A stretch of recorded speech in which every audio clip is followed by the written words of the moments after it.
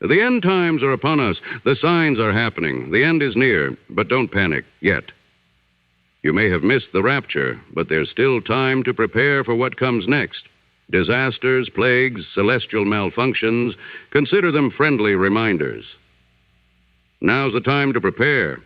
From homemade hazmat suits to heavenly currency and trustworthy prophets, this guide has you covered. Because when the heavens open and the world melts, belief alone won't save you. The Tribulation Survival Guide. How to stay alive when everything else is dead. Available now on Amazon. Western Christianity has spent the last 2,000 years telling everyone they're separated from God. This is Not Church with John and Nat Turney and Bethany Shea. Hey, everybody. Welcome back to the podcast. My name is Nat. I'm here, as always, with my brother, John. Say hi, John. Hi, John. Say, hola, ¿cómo están ustedes, Bethany? I'm not going to do that. But hi, everybody. See, welcome. And already we're going to get political because she's like, only English on this podcast. Oh, no. I'm just really bad at speaking Spanish. I'm terrible at it. It's okay. Bad Bunny will teach you. You know what? That'd be wonderful. Although if he teaches you Spanish, the only place that will be of any use to you would be Puerto Rico and maybe Cuba, because that dude talks fast. So fast. Oh my goodness. It's amazing. I finally have gone on and seen a few of the songs he did for the halftime show translated, and now I get it. Now I can hear it. Mm-hmm. Now that I've seen the words, I'm like, okay. That is a whole different dialect. But anyway, that's not what we're here to talk about. This is a momentous occasion. For the first time since December 3rd, I think we're all three on the podcast together. So applause. I live for anyway. That would be a good halftime show. I know she showed up for, wasn't that Lady Gaga? She showed up for a little bit. She did. She was in it for a little bit. It was pretty great. I thought it was great because it pissed off everybody. Show. We had Bad Bunny to piss off a bunch of folks, and the remaining people who weren't pissed got pissed off by Lady Gaga. I mean, if most of the country's not offended, did you even have a halftime show? I don't even know. But as always, we're lighthearted, but this is the podcast. This is how we do it. This is the one we call This Is Not Church, because if it was church, you would have left by now. And mainly because we're just talking about Bad Bunny and things like that. This is true. But if I went to church, okay, I'm throwing the gauntlet down. People who still have churches or run churches. If you will talk about this kind of stuff on a Sunday morning, I might be more inclined to show up. There you go. Rather than, the stuff you normally talk about. But here we are today with an awesome guest. Let's get to that so we don't have to listen to me yammer anymore. We are just delighted to be joined today by James McGrath. He is the Clarence L. Goodwin Chair of New Testament Language and Literature at Butler University in Indianapolis. His blog, Religion Prof, can be found on Patheos. His books include a bunch of them: The A to Z of the New Testament, Christmaker, A Life of John the Baptist, Theology and Science Fiction, and What Jesus Learned from Women. And his latest book is called Beyond Deconstruction, Building a More Expansive Faith. With all of that being said, welcome to the podcast. James, how are you, sir? I'm doing really well. I mean, I was already having quite a good day, but after just getting to chat with you a little bit, it's already seeming like a really good second part of the day. So. Well, good. We do have a habit of setting people at ease, and whatever whatever misgivings you had, certainly you are all of our intellectual superiors, so you're in good shape. Mm-hmm. If you don't mind, a lot of times we just like to get started by talking to people about their background and their faith journey. If you don't mind giving us a little rundown, whatever you feel is relevant, that would be awesome. It's always hard to know where best to start, because it obviously depends on what people are interested in hearing about. But I'll give the short version. At the end of which you will all be saying, that was not short. But there are more details sort of along the way, and we could dig into any of them as you like. So I grew up in New York City, grew up as a member of and going to Catholic church, had some Jewish family and ancestry on my mother's side as well. I'm one of those New York mixes that's complicated. And see, that was relatively short, given how complicated that mix is. So you can see this is how the story is going to be. But after my confirmation, I just felt disappointed. Right, there'd been this build-up. This is this decisive moment, and it was not personally meaningful and transformative to me at that age, in the way that the talk about it had led me to expect it to be and hope it would be. And so that got me into a sort of a bit of what I call a seeker phase. Now, that means lots of different things to people. I was not, trying all the possible religions for something like that. It was just sort of not really going to church, but still asking questions and wondering and things like that. And there were a couple of decisive moments. One of them that got me shifted in a new direction. One was I was very, very actively into music, not the artists that we've already been talking about, because this is before Bad Bunny and Lady Gaga, showing my age, but there we go. But came across what nowadays would be called contemporary Christian music on the radio. And it was unlike anything that I'd heard before. And these people were singing about their faith as though it were something real to them in a way that my experience had not been. And so I was intrigued by this. And then a friend invited me to a concert at her church because she knew that I was sort of exploring this sort of Christian music thing, and yet I was not, in her eyes, a Christian. I did not know denominations and things like that. When you grow up Catholic in New York City, you have a vague sense that there are Protestants out there somewhere, but you might not even realize that you know any. But this was a Pentecostal church, and did not know the distinctions at that point. Much more familiar with them now. But at the concert as well, there were people. Yeah, there's one song that in particular made an impression on me, and the chorus was just "I say yes, Lord," which is the kind of thing that you get in sort of the evangelical tradition, sort of, and personal piety and things like that. And I was moved to tears, and had been going through a lot of stuff, which I will not get into unless you ask me deeply personal, pointed questions about what was going on in your life. But teenagers often, even without any particular difficulties, are filled with angst and questions and uncertainties and things like that. And so went to church at this church the next morning and just called out to God. And the gist of it was, I don't know what your way of living is, but mine is not working. And so whatever it is, I want to try it, and had this sense of peace come over me. And so it was this born again experience, which I talk a bit about in my latest book. And it really did make an impact. I mean, the next day I was working at a music store, and people were engaging in rather profane banter, the way they sometimes did. And I said something about God, or I think it was the owner who'd said, like, what's more important than money? And I said God. And so it's a conversation full. They were like, when did you get religious? And I said, yesterday, which was the honest answer, right? And looking back on it, I think it's hilarious now, but but that got me thinking about, what am I going to do? This is 15 years old. What am I going to do after high school? Had been thinking maybe something with music, but between this experience and making the mistake of, not being a very athletic person, but nonetheless participating in sports, managed to tear a ligament on my pinky, which is not ideal for musicians. And so got me thinking about, maybe study related to this and things like that. So in the process, there was someone in my church who had volunteered on some youth camps in Ireland. And as you could probably tell with a name like McGrath, on my dad's side, that's where family's from. Actually have relatives in Ireland still. And went and volunteered on this children's camp that somebody in the church had done, and met these people from around the UK and other places and around Ireland. And they were from a whole range of denominations. And different denominations as well as different national contexts. People are interested in different things. So I remember somebody definitely asked me, so are you a Calvinist or an Arminian? And I was like, a what? Or a what? Because that's not something, American Pentecostals, until they started, hanging out with like Presbyterians and Baptists and stuff, which is a relatively recent thing, not the main focus. And so I realized that culture matters. I realized denominations matter, and was eager to learn more about this and to figure out stuff about my faith, but wanted to do it in a context in which I could not be sort of narrowly constrained denominationally and do it somewhere cross-culturally. And so that got me to a place called Belfast Bible College, which is now part of Queen's University. And from there, I got into the UK system, had someone who quite persuasively told me that they thought I was good at teaching. I'm now married to this individual, so one or both of us should be persuasive in other ways as well, which is good. Worked out well.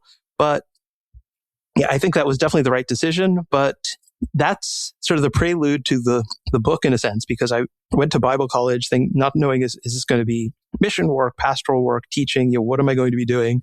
But knowing that studying the Bible had to be part of this. And a lot of us who are motivated by either upbringing in or some sort of transformative experience in or encounter with some sort of conservative form of faith tradition, there's nothing like studying the Bible in a detailed way, particularly in an academic context, to challenge your assumptions that actually led you to do that study in the first place.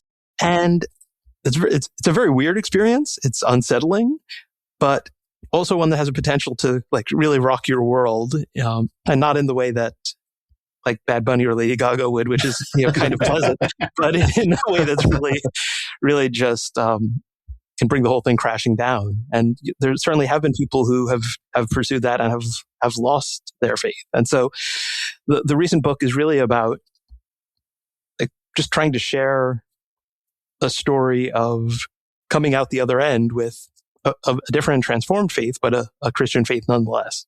Yeah, so that's the short version. Sorry.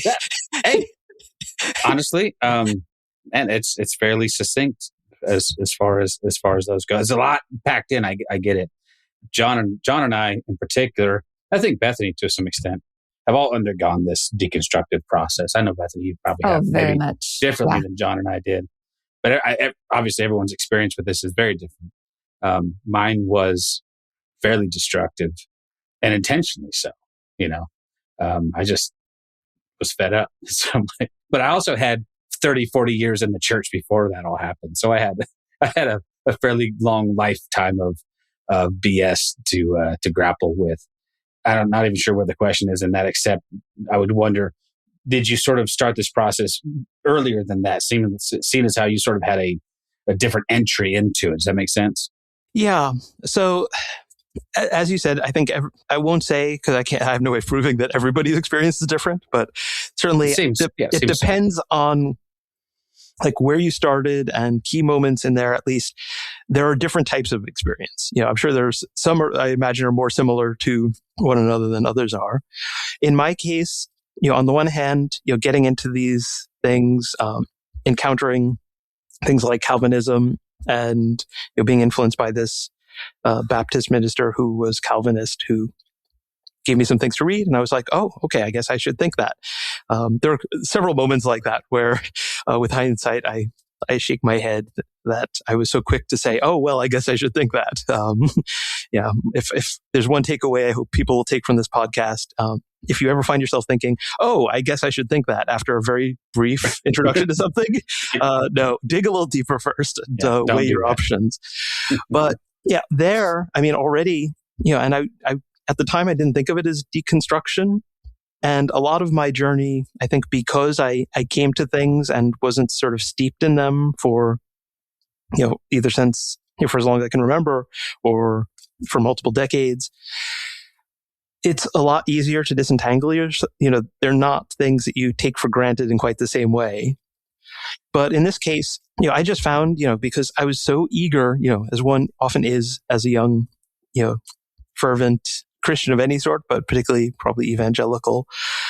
It's like, so eager to serve the Lord, want to share my faith with anybody. And, okay, I'm going to cycle to work. Now, what if God wants me to meet somebody on this street, but I take that street, Right. And, like all these things. How do it feels like I'm making a decision, but isn't it all predestined? But what's and I just realized that there's no way to actually live this thing out. And so that whole thing, I was like, there's got to be something wrong here. If you can't live it, and if it's paralyzing, it's, there's something is problematic. It took a lot longer to figure out, some of the details of how to think about that differently, but yeah, that level of stress with like, what if I miss somebody? And you're the only Jesus they're ever going to see. Yeah. It's such nonsense. Bethany, is your experience like mine too? I was never a Calvinist. No, I wasn't either. But that creeps into more charismatic evangelicalism in the way that you just said. Yeah. Which is, what if I miss this appointment? What if I turn left instead of right? But then, with Calvinism, and I'm not very good at knowing Calvinism because I'm a United Methodist and not a Presbyterian, but a lot of it has to do with like predestination or not. Is that what it is? Yeah. Double like, predestination. Right. Like, and so that is kind of, at least it seems like it would be a pass. Like, well, if I don't run into them, then maybe they weren't supposed to be a part of the remnant or whatever anyway. They weren't the elect. They weren't the elect. Yeah. Yeah. I love, yeah. No, I was just going to say, in my weird case, I'd had encounter with Calvinism, but was hearing preaching in a Pentecostal context, which is much more like, Methodist. So yeah, Bethany, you were going to say? Oh, I just was going to say how much I appreciated the language that you used. I know that the word deconstruction is used over and over again, and it can kind of get lost in the weeds at this point. But you really like sunk into that word in the introduction with like construction terminology, and you use this example of taking out the flooring in your bathroom, and underneath the linoleum was tile, and underneath the tile was more linoleum, and eventually you get to like the subfloor and you can see under it. And you use this example of like the movie What Lies Beneath, which is a horror film. And my mind immediately went to just like the things that are a part of religion that are just so insidious and evil and underneath things and just like buried on top of this level and that level and this level and that level, glued on top of each other. And so oftentimes deconstruction might start with a remodel of like, I just need to figure out if I'm, if creationism is correct or evolution is correct. And that's like the first thing that you start to unravel. But man, when you get towards that base level, there's a lot that has been hidden and glued over for years and years. So what does it look like for you to then help, I guess, uncover that without allowing whatever is underneath to destroy everything else? Yeah. So this book is one that I'd been thinking about, for some time, but it had a lot of different titles as I thought about, different ways of approaching it. And so I think at some point it probably would have been sort of renovating your faith. And I do think that, as with a lot of structures, if you're willing to do the close, careful analysis and fix problems, including if it requires tearing stuff out, then you might not experience the collapse of the thing that some people do, right? And so deconstruction covers, I think, a lot of different experiences. And for some, it's putting some critical thinking to work, and it keeps them from having something more catastrophic happen when you sort of try to deny that any of that is necessary for too long, and then suddenly it happens. But yeah, I mean, in addition to having had the experience myself, I also realized that, if that were not a good enough reason to write a book about this experience, the fact that I continue to publish things in like biblical studies that might well cause people to have this experience, that you read things, there's nothing like, if doing academic study the way I did, pursuing a degree and getting a PhD and can cause this.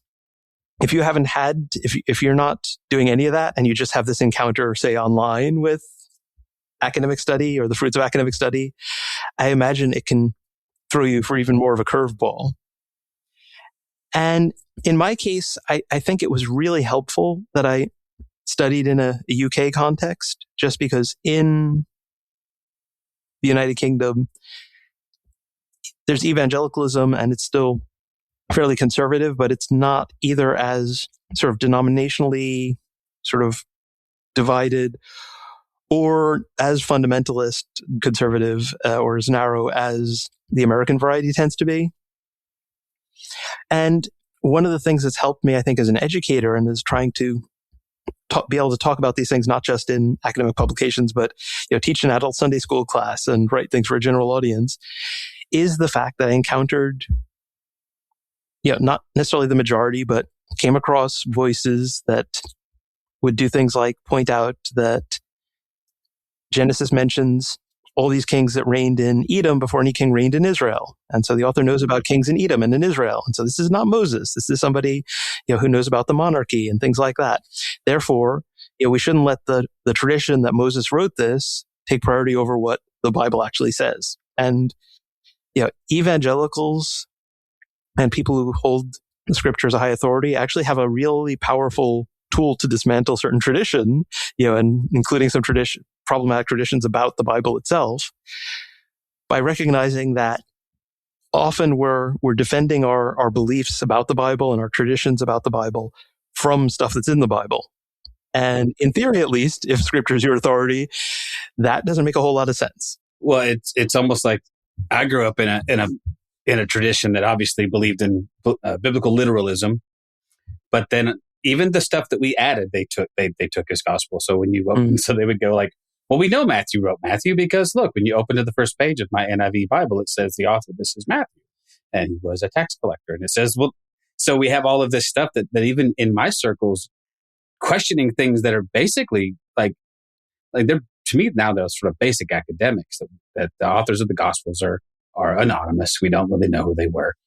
The dating of those writings, that obviously that somehow Moses wrote the first 5 books of the Torah. But once you begin to allow yourself to question those things, let me ask you this: did you ever get to a place where you thought the questions went too far? Like, is there anything that's off limits in your questioning of Scripture, or is it all sort of on the table to be looked at and examined? I almost wish, I could just get somebody else, who could see inside my mind and see all the things I've read and thought about and answer that question, sort of, because I'm aware that, I'm aware that we sometimes think we've put the spotlight everywhere. And in fact, somebody else looking might be like, yeah, you missed a spot, or something like that.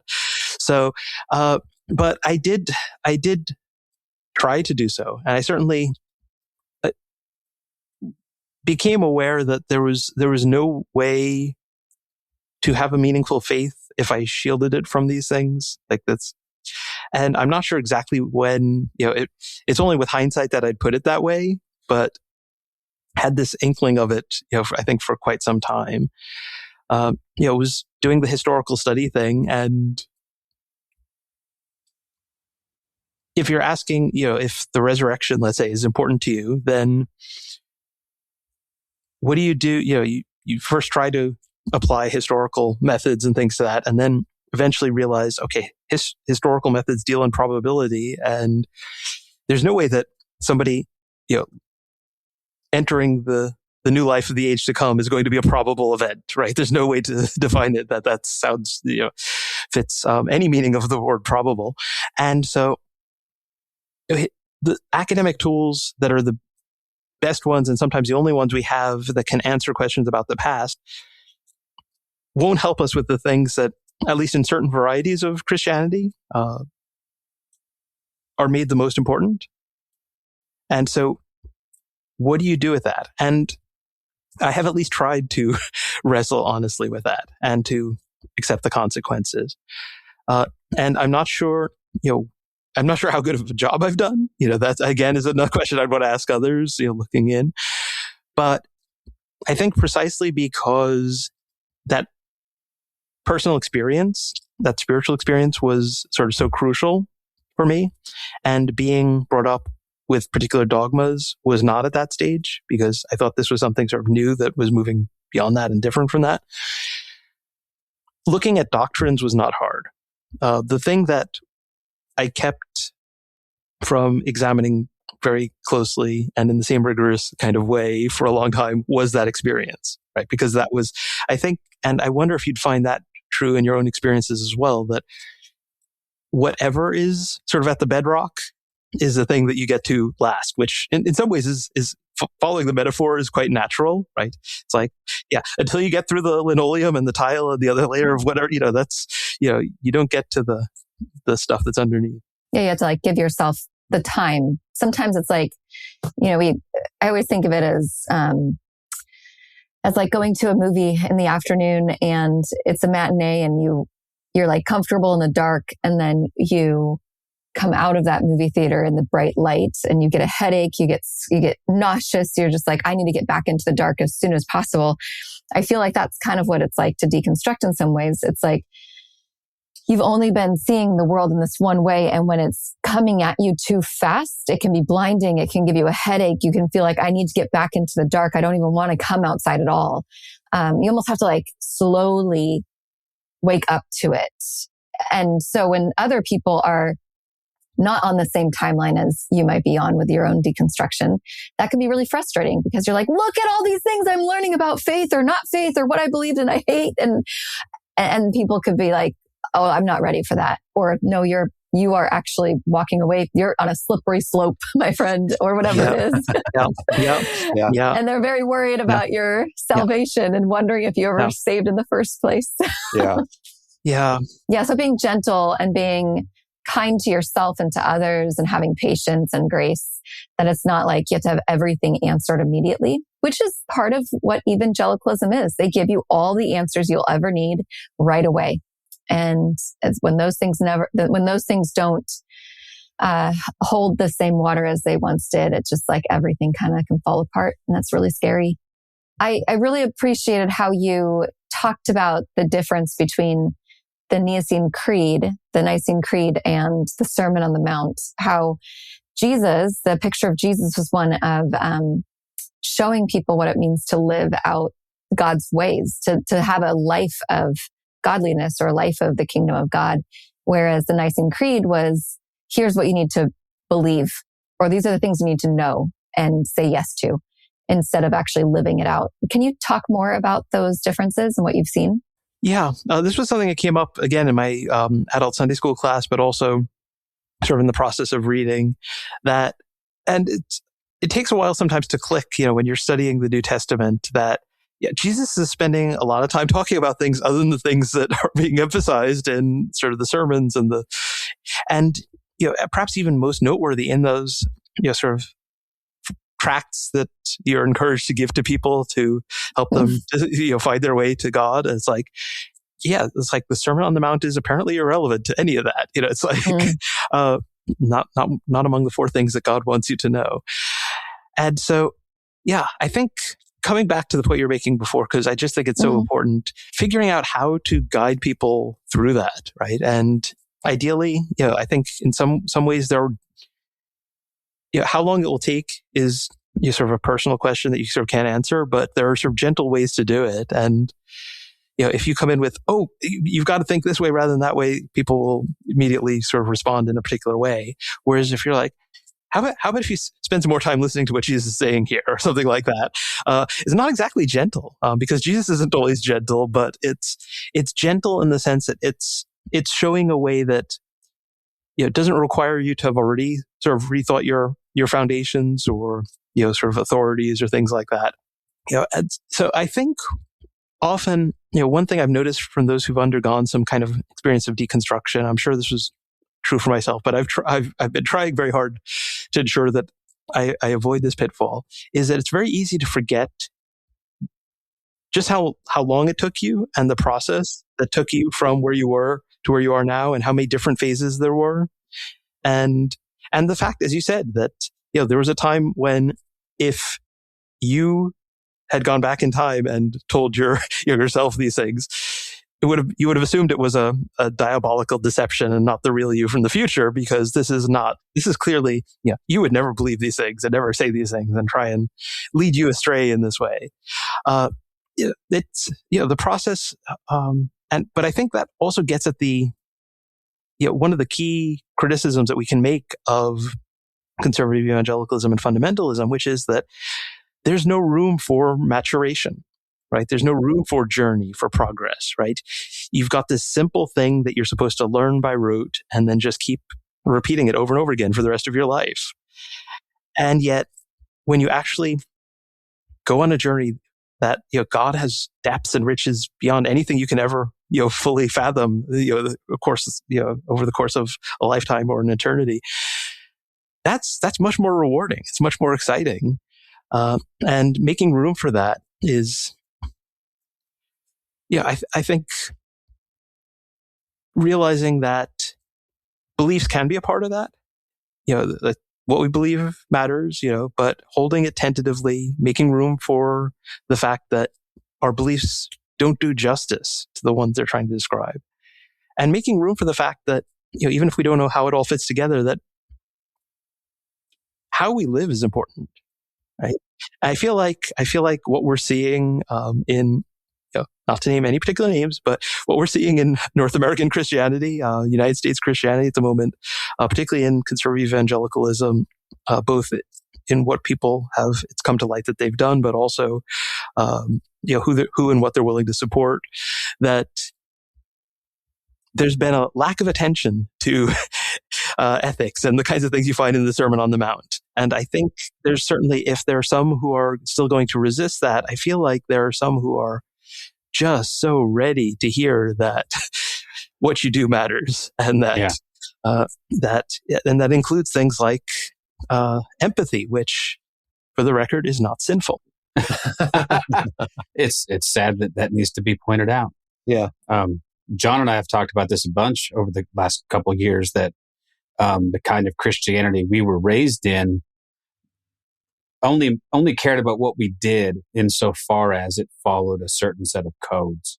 Ethics weren't really a question. It was more about, did you go to R-rated movies? Did you listen to the wrong kind of music? Did you hang out with the wrong kind of people? And it wasn't until much later, maybe John can speak to this, but where this sort of ethical dilemma of, how do I treat people? Because that matters. And I think it matters so much more. How do I treat my LGBTQIA plus brethren? How do I treat people who don't look like me, love like me, act like me? How do I behave in a way that conveys the truth of who I say I follow? And I think so much of what currently passes for Western evangelical Christianity has very little regard for how they're seen that way, and it seems like cruelty is what's on order. But I don't know, John, I just was going to kick it to you, see if you had anything to add to that. Not a lot. I agree with you. One thing that really struck me that you said is to understand that people are on different paths and at different points in their deconstruction. And when I first started this deconstruction years and years ago. Before there was a word deconstruction, it wasn't even thought of that way. But you were just an apostate. Yeah. But one thing I realized is I would just jump on the chance to talk to people about these new ideas, and I became another version of that Christian who was demanding of you to understand where I'm coming from. And I had to back off a little bit and realize that everyone's on their own path and everyone's on their own timeline. And to get to the point where you need to listen and have empathy for them wherever they are, and wherever they are, either not in deconstruction, in some form of deconstruction, or trying to find their way out of it, I guess. I'm one that believes that deconstruction is going to last a really long time, and I don't know if there's going to be an end. But yeah, empathy. Having empathy for my brothers and sisters, for people on their own paths, on their own journeys is important. Yeah, and I'm sorry, I know I sort of brought us back to the thing you said earlier, but I just felt like that thing about sort of this kind of pastoral sensitivity to where we are in the journey, and realizing that people, they're not stupid, or they're no more stupid or evil than we were back when we were just like that, right? I think is a good way of having empathy towards them, right? Yeah. And, it's easy to call out the lack of empathy in a lot of sort of fundamentalist evangelicalism and things like that, but it's also very easy to lack empathy for them, which is ironic given that we are the fruit of others probably having a lot of patience with us and helping us get to where we are now. Well, we gave them opportunities to practice their patience on us. Yeah, that's good. But that was, I'm critical of my own self, probably like you guys all are. No one's more critical of you than you, right? One thing I figured out early on, and I'm glad I did, was even though I left church and, in large part was very wounded by many of those people, I didn't go scorched earth on people. I went scorched earth on stuff.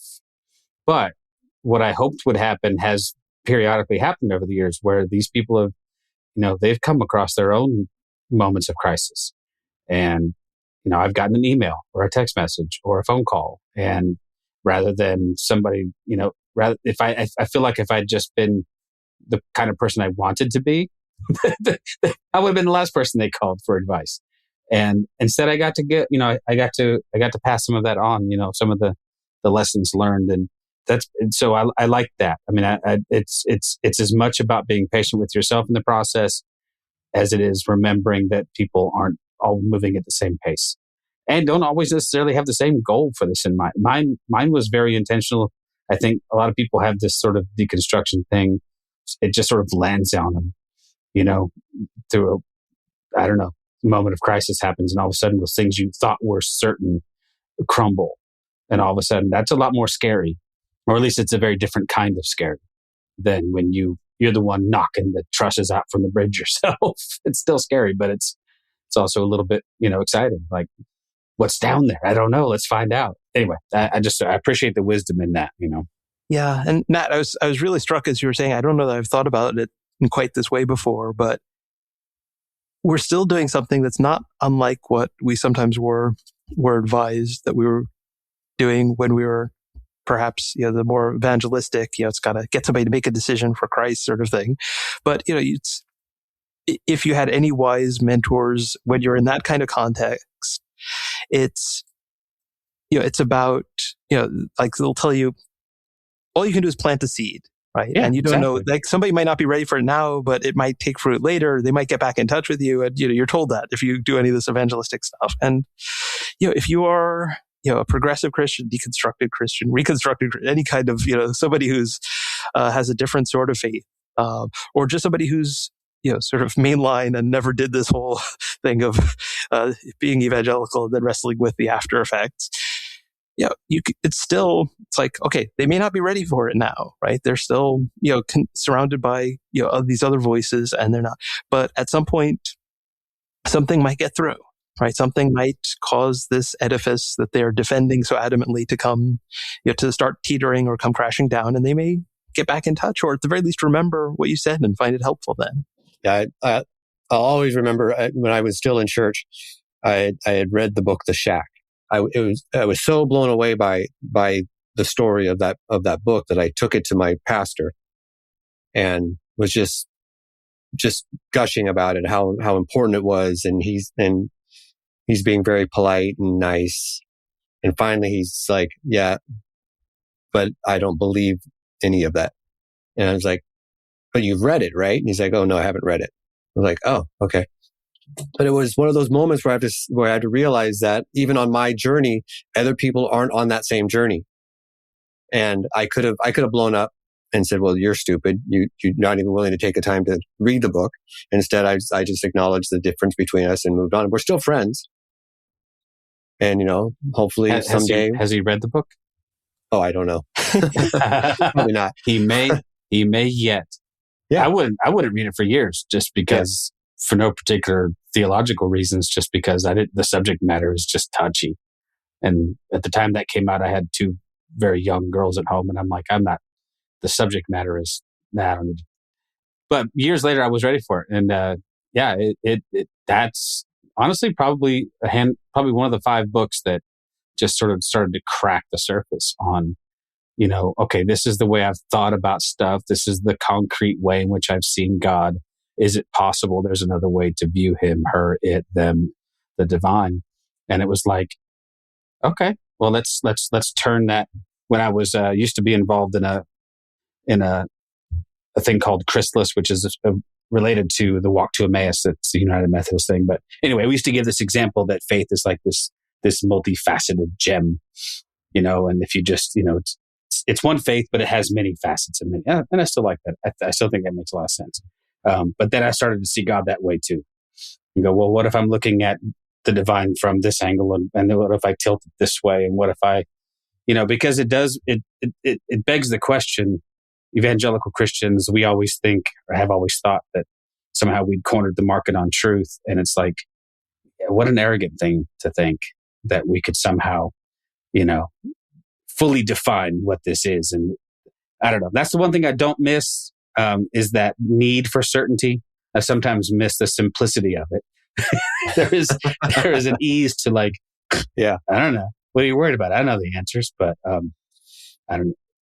Again, no question there, just the rantings and ravings of So one thing I'm still trying to figure out, and this may be a future book. The book needs to be written.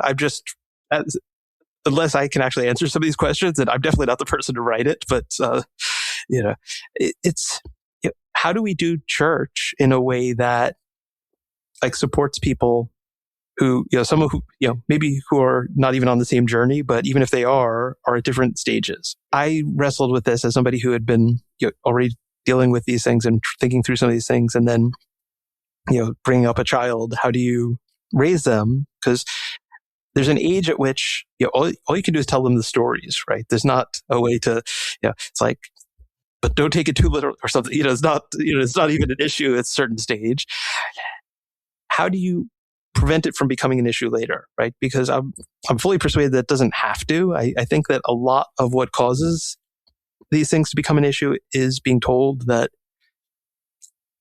you won't understand this differently, you won't think about this differently later, right? Because we get the oversimplified view of like the atom or something like that, and then you take an advanced course, it's like, oh wow, this is so, but we don't think, oh gosh, they lied to me earlier when they showed me this nice little solar system thing. It's like, no, it was just a model for, it's like a basic model, and there's some truth to it, but the reality is more complex, and now you're ready to learn more, and here we go. And so I really do think it's just because it's at least in part because of the way we approach those things that we make it a problem for people. It doesn't have to be, but given that we don't move at the same pace, and, as somebody who's in higher education, but aware that, not everybody's like, some people are coming in and they're sort of already lagging behind in terms of some of the things that I would like ideally for students to bring, when I'm starting a class with them. And some are way ahead and could just breeze through it. How do you do something that's meaningful for everyone? And how do you give each of them separately opportunities to explore in the way that they need? And that's something I'm still wrestling with, right? And I think it's directly related to what the book is about in Beyond Deconstruction, because I wanted to call it Reconstructing Your Faith, but the publisher Erdman's was like, no, you got to have deconstruction in the title because everybody's like, it's that word now, it's got to do. But really, the question of if we're trying to do something positive, make room for the deconstruction where it's necessary, help people to avoid it being a traumatic experience, or maybe just being able to get there on a less of a rocky road and less of a difficult path to get there. What's the way of doing that for community? And I may have pointed to some things in the book but I definitely don't have a plan. But I feel like we need one. And so if you have ideas, send them my way, and or tell them to me now, and I will credit you in some future book. Well, I think a lot of it has to do with dualism versus non-dualism, where we tend to think in binaries, and then the church has picked up those binaries as well, and then God has to fit into those things, and either you're in or you're out based upon what binary you find yourself in, or dualistic thinking that you find yourself in. And children need that sort of thinking. They're very black and white in the way that they see things, and so sometimes you just have to share the stories, but not give them the answers. And I think that's where the church has gone wrong, is we've handed children believing that they can only think in black and white. We hand them the answers instead of inviting them into curiosity about the stories themselves, and then what they can wonder about within those stories. And so that's when you see a child who is not somebody that necessarily fits within that dualistic binary thinking and is curious, we call that child an old soul. Somebody who has matured beyond their years. And yet, and so when we say like you have to have a childlike faith, we think, oh, that means you just have to be able to accept the exact answers that God has given you. That's the childlike faith. You don't have questions. You just accept it with it. But I think childlike faith is one that comes in with wonder and awe and curiosity, that is exactly what you say in your book, this expansiveness of God instead of these little boxes that we've been handed and have to perpetuate throughout each generation.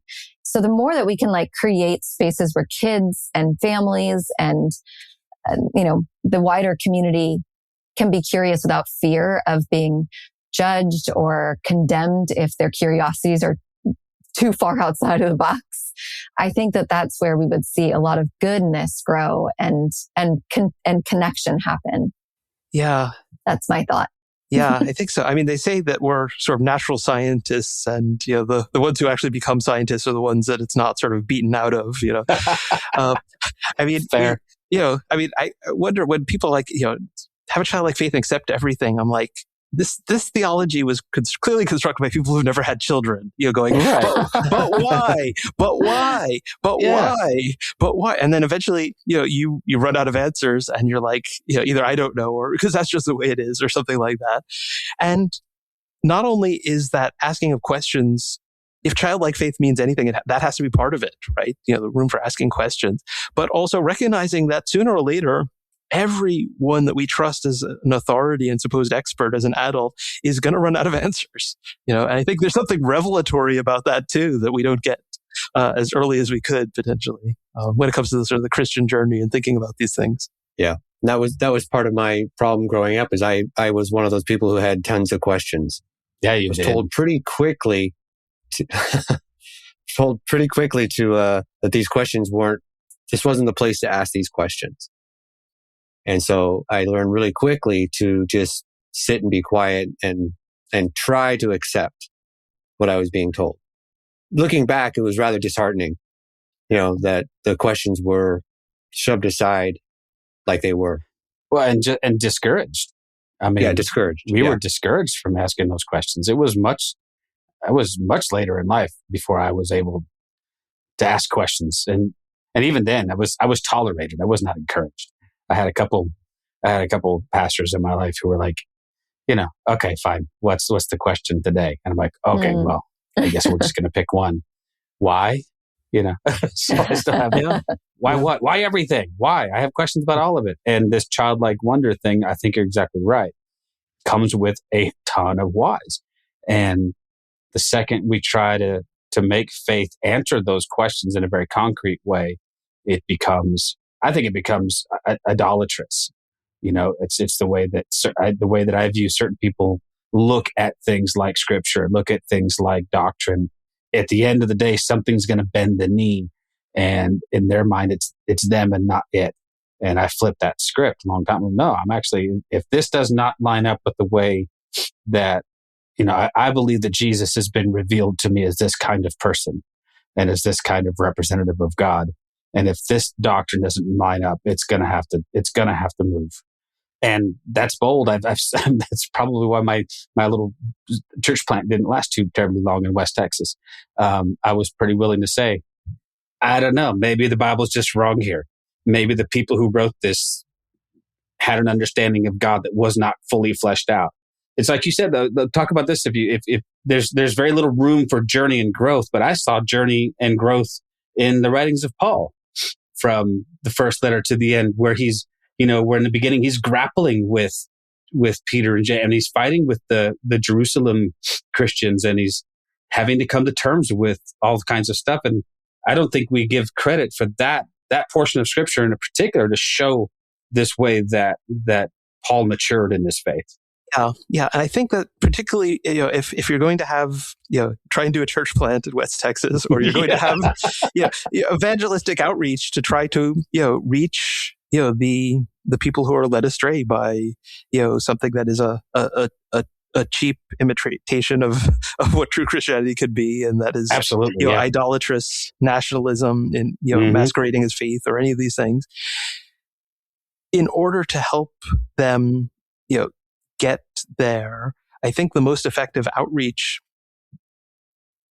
will focus on, and maybe begin with, it's like, why don't you believe everything the Bible said? Well, one reason is because no one does, including you, right? I bristle whenever somebody says, I think that you actually said it earlier that, you were like a biblical literalist. I'm like, no, you are not.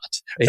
You had that label. You were not. Ever really was. Right? No one ever really was. Right? But it's an amazing marketing strategy, right? Sure. And it gives this, sense that anyone who is, honest about the fact that they're not, they've departed from this purity. And so, a key turning point for me on my journey was realizing, I don't need to apologize that now I am, selective and thinking about things and not accepting everything. I should be apologizing for pretending that I was earlier, because now I see that I wasn't, right? But I think that saying, it's like, why don't you believe everything the Bible says? Well, because the Bible models that, right? I mean, we have, it's like, the Moabites are excluded even to the 10th generation. Okay, well, let's tell this story about Ruth and, get this, problematize this. And, okay, we hate the Assyrians. Well, hey, Jonah, guess where you're going, and do, and that verse, it gets so little attention because it is just so, astonishing in what its implications are. It's like, Moses gave you this because of the hardness of your heart. This text there in the scriptures doesn't express sort of this perfect, beautiful ideal that God had, right? I mean, that's radical. It's certainly not biblicist, right? It's not saying, we just take the text and whatever the text says, we do it. It's like, yeah, no, that's there because, our ancestors were jerks sometimes. And so they needed some, and so it made some allowances, but, come on, we can do better than that, right? Yeah. And saying, we think we can do better than the Bible, if you've got this sort of, biblical, Bible-focused idolatry, that the scriptures really should disabuse you of. But once you're there, it's hard to get away from it, right? Because the Bible is now your idol.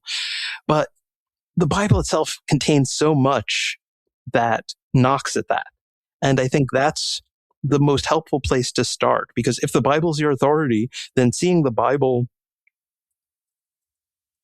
providing examples of people challenging the scriptures that they had in their time, I think can be a step on that journey. And again, when somebody's, let me put it this way, losing an idol is never a pleasant process for the person who's been trusting in it and, relying on it.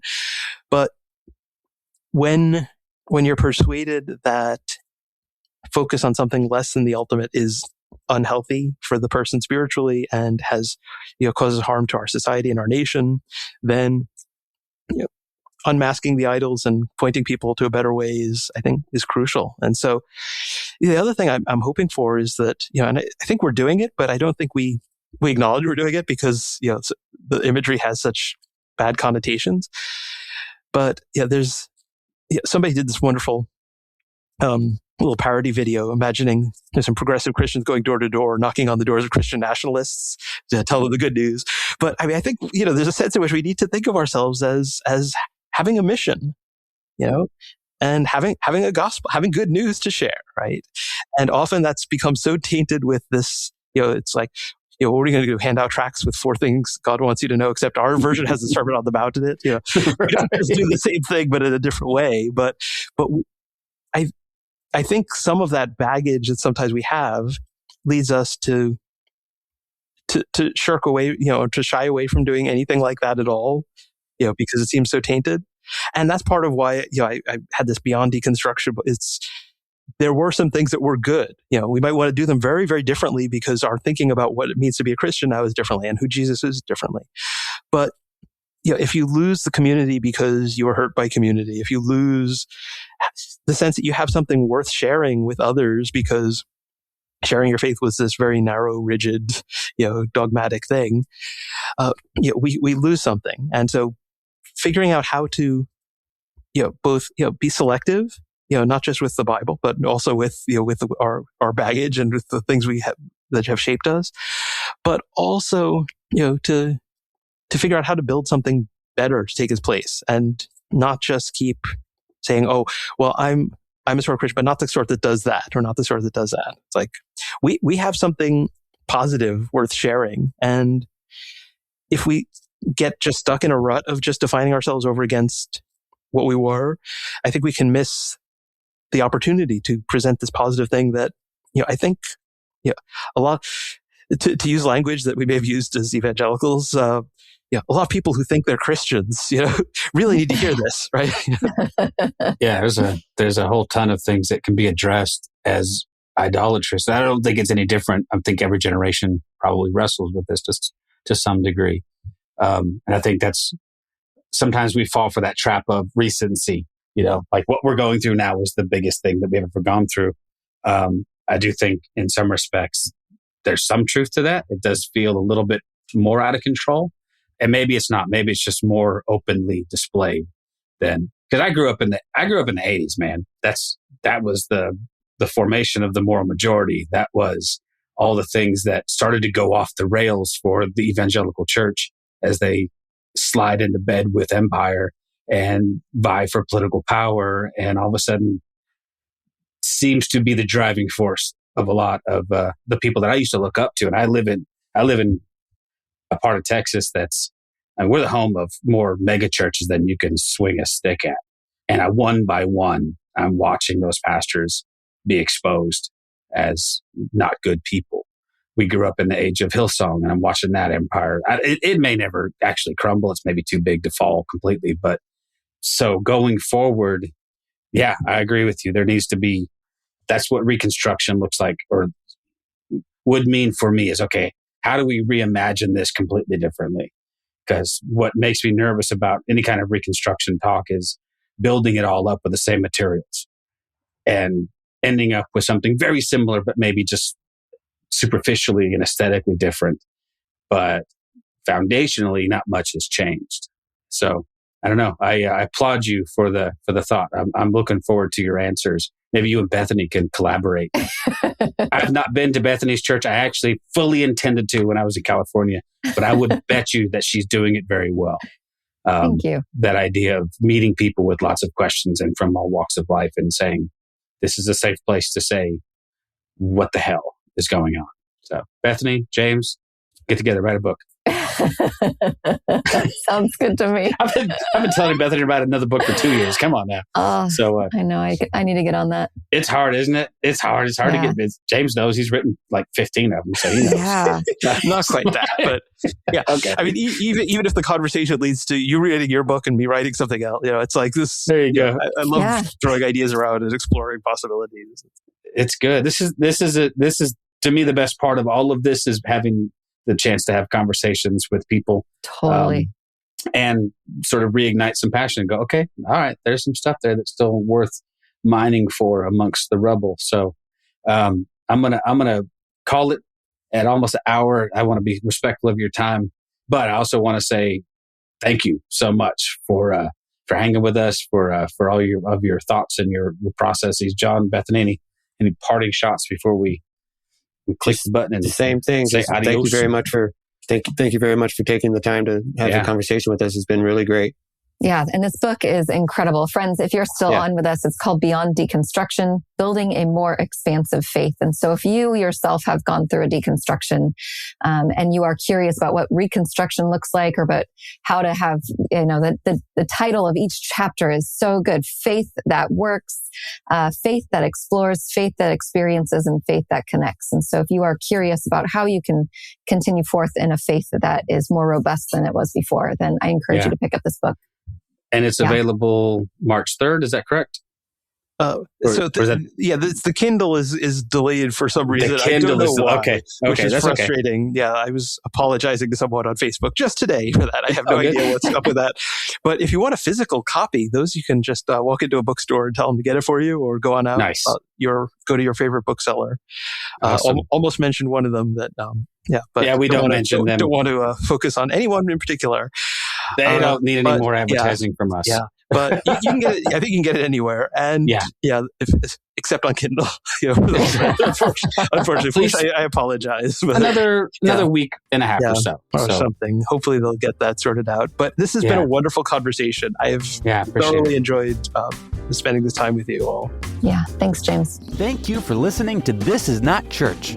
Be sure to rate and review the podcast on your platform of choice. If you would like to partner with us, visit patreon.com/thisisnotchurch, where you will receive exclusive content such as early access to episodes, videos of upcoming episodes, and live Q&A sessions. Be sure to check out our Facebook group or follow us on Twitter and Instagram. All the links are in the show notes. We'll be back soon with another episode.